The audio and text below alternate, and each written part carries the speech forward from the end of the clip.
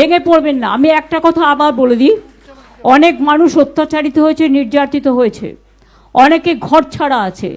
তাদের জন্য আমরা সিদ্ধান্ত নিয়েছি সবাই মিলে, কোনো পার্টির থেকে নয়। আমরা একটা 21শে জুলাই, আমাকে তখন বরুণ সেনগুপ্ত বেঁচে ছিলেন, আমাকে একটা আইডিয়া দিয়েছিলেন এবং কবি সুভাষ মুখোপাধ্যায়কে চেয়ারম্যান করে আমি একটা কমিটি সেদিন করেছিলাম। সেটা হচ্ছে 21শে জুলাই বেনোভোলেন্ট ফান্ড। সেখান থেকে আমরা মৃত পরিবার এবং আহত পরিবারদের তাদের সাহায্য করেছিলাম। আমি যদি একটা benevolent welfare fund for the victims করি এবং যারা টর্চার হয়েছে করি, তাহলে আপনাদের কি সর্বসম্মতভাবে এটা সমর্থন আছে? তাহলে কল্যাণকে বলবো লিগাল প্রসেসটা করে দিতে, এবং সেখানে যে যা পারবেন, 1 টাকা হোক 2 টাকা হোক, ব্যাংকের মাধ্যমে আপনারা দেবেন।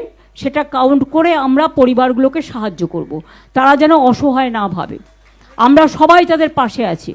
আর আমি সমস্ত সহকর্মীদের বলবো যে মানুষ আমাদের সাথও দিয়েছেন, যারা দেননি তাদের বলবো, রবীন্দ্রনাথ ঠাকুর একটা কথা বলেছিলেন, সেটা দিয়ে শেষ করবো। তার একটা কবিতায়, নাগিনীরা চারিদিকে ফেলিতেছে বিষাক্ত নিঃশ্বাস, শান্তির ললিত বাণী শুনাইবে ব্যর্থ পরিহাস, বিদায় নেবার আগে তাই ডাক দিয়ে যাই, দানবের সাথে যারা সংগ্রামের তরে প্রস্তুত হতেছে ঘরে ঘরে, প্রস্তুত হন, জোট বাঁধুন, সবাই এগিয়ে আসুন বাংলা মাকে রক্ষা করার জন্য।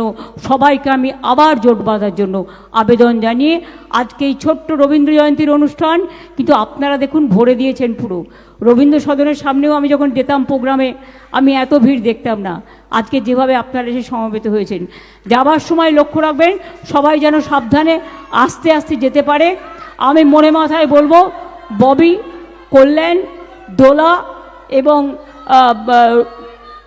প্রবীর, তোমরা, মদন, তোমরা একটু সামনে থাকো, মোড়ে মাথায় সবাইকে আস্তে আস্তে পার করে দাও। অনেক ধন্যবাদ, খুব ভালো থাকুন, আবার দেখা হবে খুব শিগগিরই, খুব শিগগিরই।